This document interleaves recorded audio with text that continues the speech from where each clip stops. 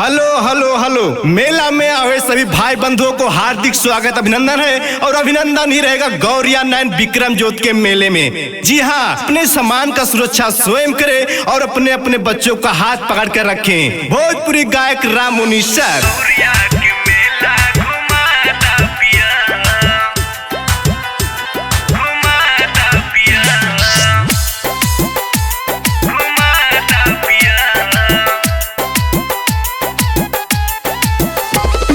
सुंदर लाग ठेला हो घुमा दा हमके मेला,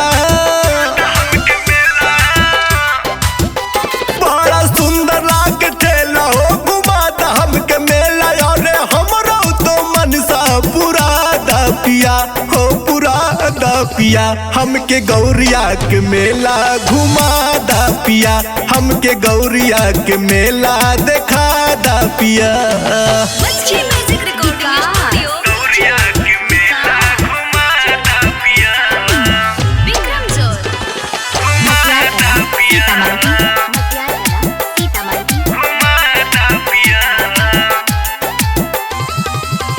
गौरिया के मेला पिया बड़ा मशहूर बा, बड़ा मशहूर पिया बड़ा मशहूर बा।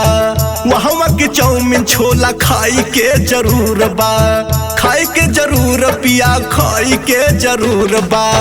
गौरिया के मेला पिया बड़ा मशहूर बा, वहाँ के चाउमीन छोला खाई के जरूर बा, खाई के जरूर पिया, खाई के जरूर।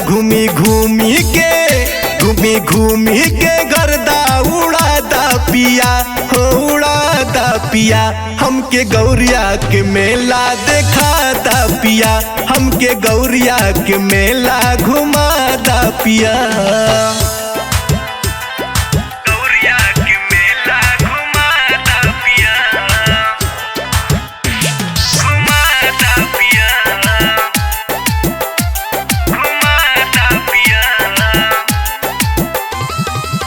अगेस सहल सावे वही जा किसान हो, वही जा किसान भैया, वही जा किसान हो। करावले दंगल भैया खूबे घामसान हो, खूबे घामसान भैया, खूबे घामसान हो। अगेस सहल सावे वही जा किसान हो, करावले दंगल भैया खूबे घामसान हो, खूबे घामसान भैया, खूबे घामसान। चल के राम के गनमा सुना दा पिया हो, सुना दा पिया।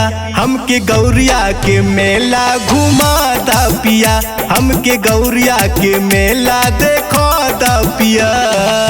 ए पिया हई रामू निषाद मुन्ना निषाद राइटर के भी साथ ले ली चली ना। मछली म्यूजिक रिकॉर्डिंग स्टूडियो विक्रम जोत।